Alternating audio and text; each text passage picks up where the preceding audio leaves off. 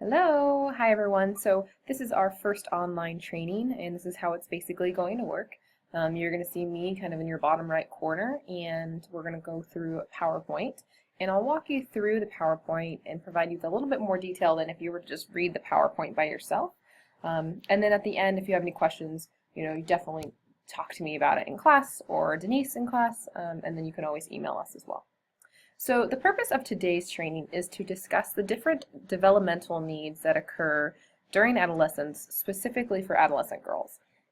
And this is important because you are going to see these different developmental needs during camp. You're going to see how the girls act differently and maybe differently than you would act in that scenario, and there's reasons for that. And so it's important that we understand these different developmental needs before we go into camp. So first things first, we are going to discuss multiple different types of development. So when we think of development, oftentimes we think about physical development, right, and how their bodies are changing, and we're definitely going to discuss that. But we also, during adolescence, develop socially, right, and emotionally, and how we deal with our own emotions and how we interact with others and our intellectual being. All of those things matter, and as well as behavioral changes, right, and we're going to discuss those and how to deal with different types of behavior changes and what you guys as counselors will be expected to do. So as far as human development goes, if you kind of look at this, we obviously start with infancy and then go into young childhood, later childhood, but before we get to adolescence, we have this unique stage of life, which is pre-adolescence, and that's really what middle school is all about. It's that awkward age where they're not quite adolescents. So, maybe some of them have hit puberty, maybe some of them haven't. And there's a lot of changes that are going on in their life, particularly to their bodies and how they're interacting with others and their social environment, and they're kind of figuring it all out at this stage of life. And so that's why it's so important for us to kind of acknowledge those changes.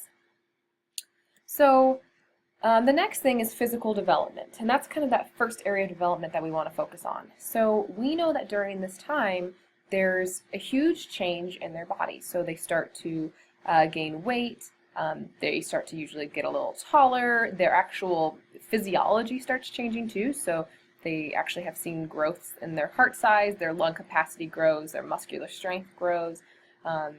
This also is a time when their bones are growing as well, and so it's really important for us just to be aware of their bodies, and if they are saying, hey, this activity is hurting me, really just sit them down and listen to them, and if it really is, and provide them with a modification so they can still engage in that specific activity but maybe in a different way, so that they're still part of that group.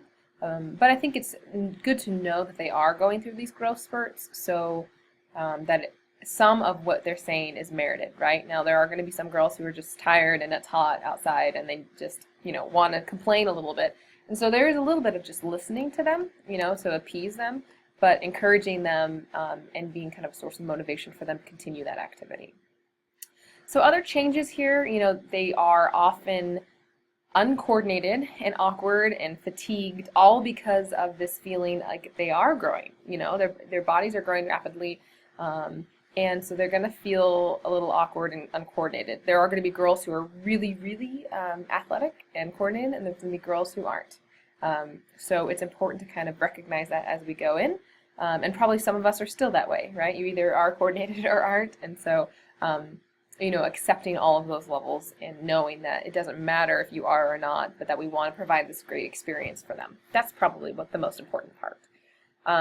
During this time, their metabolism is usually starting to increase. Sometimes it decreases. So basically you get these fluctuations, and these girls, when they're hungry, they are hungry, which is why we will always have a healthy snack in between the different activities. So in Kresge, which is the main building, we're going to have little healthy snacks, so bananas, and I think we had apples sometimes, and so that in between maybe kayaking and rock climbing, they can swing by Kresge and grab one of those and head on to their way. So we definitely will have like breakfast, lunch, and dinner, but in between we want to make sure there are some snacks as well. So they're going to be hungry, just be prepared for that. They're also at this time start to realize that their development may or may not be different than development of their friends, and so they are going to say some things. It's not uncommon to hear them say things about that. So just to be aware of that during camp. They also develop socially. right? So this is a time where you guys probably can remember this yourself. You start to shift your allegiance, so who you kind of look up to and admire, from parents to peers. And so all of a sudden, what their parents say isn't nearly as impactful as what their peers are saying. And so their peers essentially become sources for modeling behavior, and that may or may not be a good thing, right? During this time, adolescents are also preoccupied with themselves, so it's really hard for pre-adolescents to think outside of just them and their world. So basically what's happening in their world is kind of the most important thing, right? And they also have a strong need for approval. And so even the slightest comment can really just bring them down or bring them up. They usually overreact to things and can get embarrassed early and easily. So, you know, that's just part of not only their social development, but also their emotional development too. And so it's important to know those things, that when you are engaging with these girls, to engage in them in a way that is kind of respectful and creating that respectful environment, so that maybe you understand sarcasm, but there's a good likelihood that some of the girls don't at this age. So just to be wary of that when you're engaging with the girls. These girls are oftentimes thoughtless and insensitive with relationships with others. So they'll say things that maybe they don't necessarily mean, or they'll say things that maybe they do mean, but they don't realize the impact that they have on others. They will seek associations with others, and they will start to model behavior after non-parent adults. And if you think about camp, who is going to be the non-parent adult? That's you girls, right? The camp counselors. And so modeling behavior for you guys as camp counselors is really important, because you girls are going to be the ones who are the cool girls who are a little older than them, and they can see themselves in you, and they're going to want to imitate your behavior. And so that includes not only what you do, but what you say. And so to be very cognizant of that during camp is important.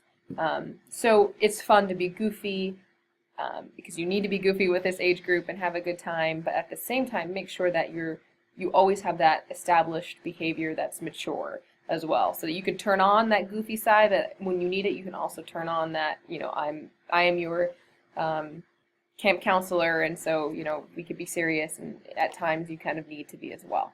So just be aware of that as well.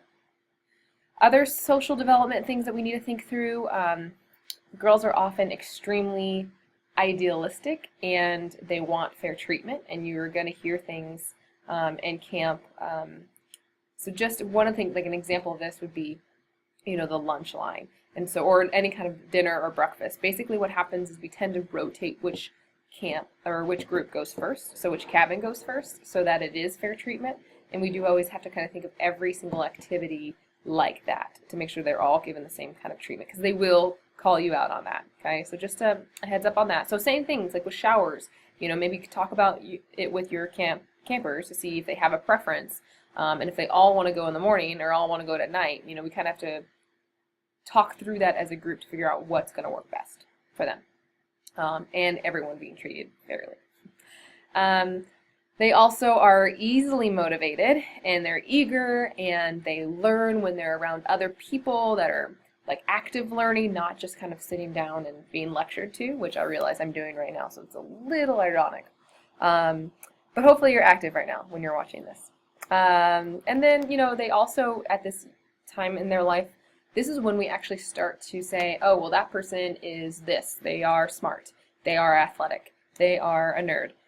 So they start kind of putting people into categories. And it's funny because as adults we still do that a little bit, but that's really kind of coming into play during pre-adolescence. And if you think back to middle school, you could probably think, well, I was in this group, or I was in this group. And what we want to do at Finding Your Voice is to take girls from all these different groups and put them in an experience where they can kind of leave that behind. And so even though a girl in middle school might be part of the nerdy group, right, we're going to open this up so that she could be something else in camp, and that they can kind of be who they are and who they want to be in that moment. And so if you do hear any of these kind of classifications that happen during camp, you know, maybe make sure to have that conversation with those girls. It's okay to be you, whoever you are in this moment. And if you want to be nerdy in this moment, great. And if you want to be athletic in this moment, great. And that these categories don't really define you, but only to what you want them to define you. So, other social development needs, they often will report feeling misunderstood by adults, and so that's where it's so important to have kind of you girls as camp counselors there, because yes, you guys are adults, but they see you as like cool adults, right? They see themselves in you, and so, you know, belief achievement becomes increasingly important. So essentially, if they believe that they can do it, that they probably will be more likely to be able to do it. And part of believing that they can do it is seeing that you, as a camp counselor, is doing it, because you, again, are that cool adult. And so that modeling of behavior when it comes to kayaking, you know, if you are scared of the water, you know, maybe don't just put that out there. Hey, girls, I'm scared of the water, right? Unless you happen to have a girl who is already kind of expressing some fear, then maybe take her to the side and say, hey, you know, I'm really scared of the water, but you know what? I have this life vest, and we have this instructor who's going to lead us, and we have all these other girls around us to encourage us. So let's do this together. You know, I think that's a great kind of combination of leading behavior, modeling behavior. During this time, they also have an increased awareness of pop culture, and oftentimes pop culture will clash with what is appropriate or seen as appropriate from parents or other adults. And so you are going to probably hear some of the goofiest things during Finding Your Voice, of things that are popular to them and YouTube artists, you know, that they follow. And so it's kind of fun just to like listen to them. And manage that, right, so long as it's appropriate and it doesn't kind of hurt anyone's feelings and or go into a place that's inappropriate. And that's going to be kind of your call. All right, psychosocial development. So during this time, they copy and display fads of extremes in clothing, speech, mannerisms, handwriting, etc. The lucky thing about our camp is that it's all outdoors and athletic, and so we encourage, you know, the girls are all wearing athletic clothing. There's not kind of this need to look or feel a certain way. And so if one of them does say something about, oh, you know, so-and-so is not wearing name brand athletic clothing, I think that's an opportunity for you as a camp counselor to take that person aside and say, hey, you know, while name brand clothing is a fad, it's important and you feel cool, you know, sometimes maybe people don't have the opportunity to wear that for multiple reasons. And so I think there are going to be many teachable moments during camp. They also have erratic and inconsistent behavior. So there's going to be a moment where they are so excited about life, and then 2 minutes later they might also feel horrible about life. And so managing those kind of erratic emotional roller coasters that they're going through, and understanding that that's partly hormonal, but also understanding that you can teach them how to kind of get out of that, right, and to encourage them to be happy again. Students may have fears, real and imagined, right? So a lot of times fear of water we kind of already talked about, but also with the rock climbing, you know, that can be scary for a lot of girls. And so just to acknowledge them, I think, is very important, but also to acknowledge them and acknowledge their strengths. So yes, you might be scared of rock climbing, but what are some strengths that you have that, as a, you know, you're saying this to the girls, what are some strengths that you have that you can use to kind of get over that fear with rock climbing, you know, and kind of coach them through that. So, you know, like we have already mentioned, these girls are going to think that their experiences are so unique to them and no one else has experienced them, and it's very a dramatic event. And I think it's up to you as the camp counselors to say, hey, you know, you're not alone, and that's okay that you feel this way, and how can we help you, like, feel a little better, and what can we do? So that it's kind of conflict management a little bit. So with that said, this is going to be the end of the first recording for this training. There's going to be more recordings because we can only record 15 minutes at a time. So go ahead and stop here and then pick up on the second recording.